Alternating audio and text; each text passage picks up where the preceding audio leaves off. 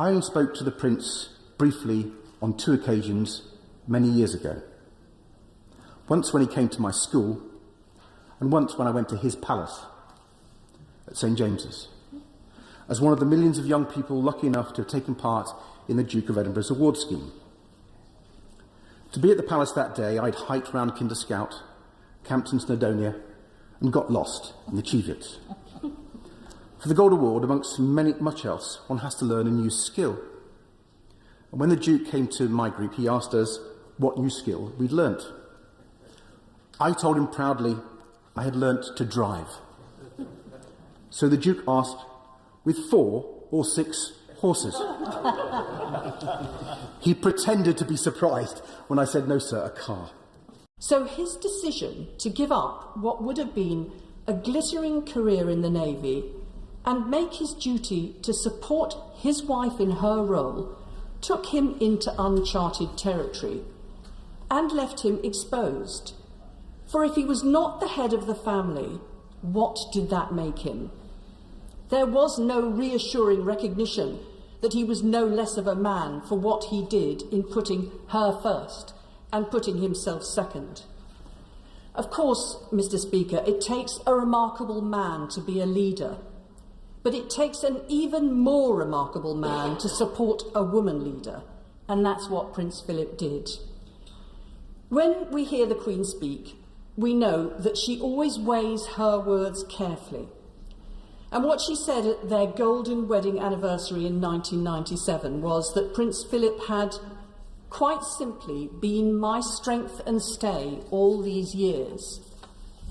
So what a loss it is for her to lose that husband, that partner, her liege man of life and limb.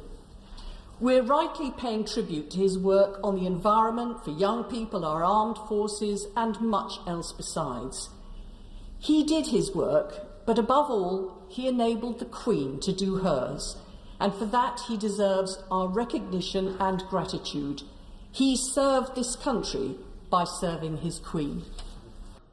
And I hope my right honourable friend, the Secretary of State for Health, doesn't mind if I relate one particular story, so typical of His Royal Highness, was that we were in the receiving line for civil service awards, and I was standing but 1 or 2 away from my right honourable friend when the Duke of Edinburgh arrived. Now, Her Majesty the Queen went through very calmly and quietly and shook everyone's hands and said a few words to them and moved on.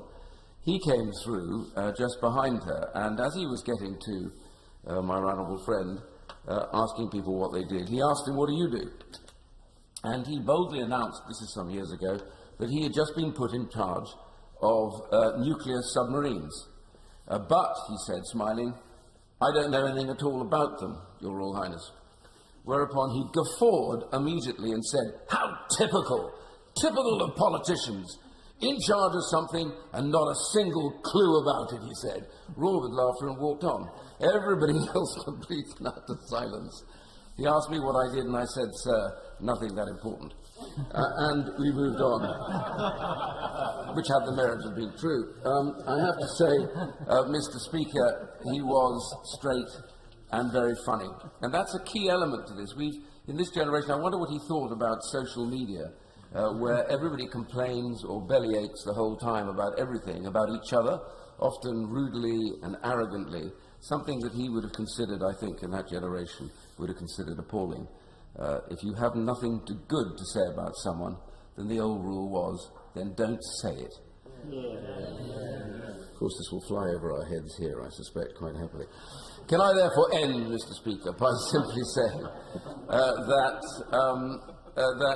the one thing, though, I think we must all remember is that here was a man with a glittering potential career who chose, because of love, to take a pace behind the woman he loved and serve her. And by serving her, he served his country with distinction.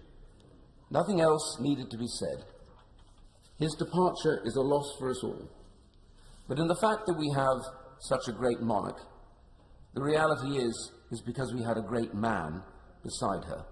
And for that, Mr. Speaker, I give thanks. Throughout the years, I think it's fair to say that he wasn't a man for drizzling honey on his words.